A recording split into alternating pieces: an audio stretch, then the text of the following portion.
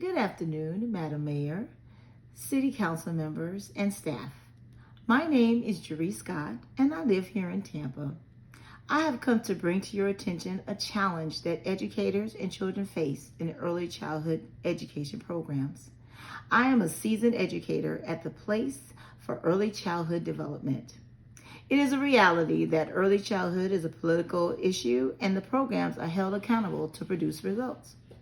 Early childhood child care providers were deemed essential during the COVID-19 pandemic.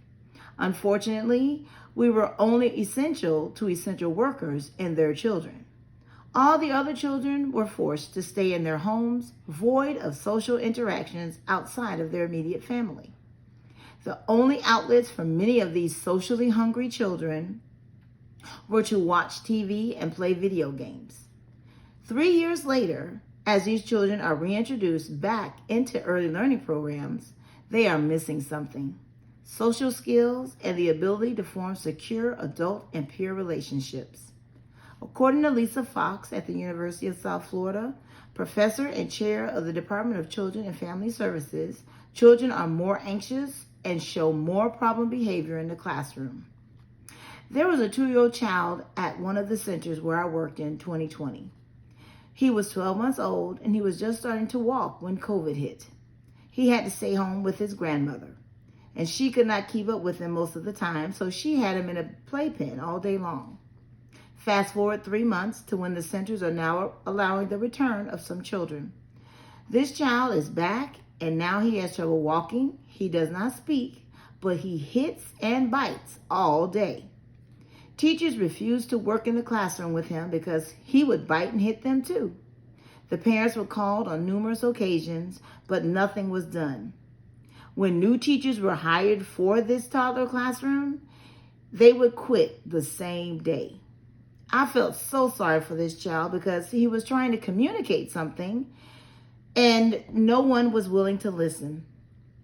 I ended up as his teacher because I was the only one willing to spend time to learn about him. He never hit, bit, or threw a chair at me when I was in the classroom. He became so attached to me that he would cry if I left the classroom for a nature call break. I had no training, and it was very frustrating because I had to focus on him more than the 10 other children in the classroom. And soon, 3 more children just like him were added to the classroom. 2 of them were diagnosed with autism. I had no training for autistic children either. I had the patience of Job, but I became overwhelmed because I did not know how to handle these behaviors. I am coming before you today to ask for you to push for training for early childhood educators so that we have the tools necessary to address social emotional behaviors. The field of early childhood education is losing valuable teachers because so much time is spent on classroom management that we are challenged with achieving those results we are being held accountable for. The teacher shortage can be greatly reduced when the behaviors are addressed. These children don't need to be expelled. They deserve to learn and grow with their peers because they have an educator that has been equipped to teach them. Thank you for your time, and when you are looking for ideas on how to end the teacher shortages, giving us more pay is good. Equipping us in addition to better pay is great. Our nation, the leaders, including you, teachers, and parents, all share one belief: investing in high-quality early childhood education and early childhood educators will make Tampa and America brighter, stronger, and more competitive. Thank you.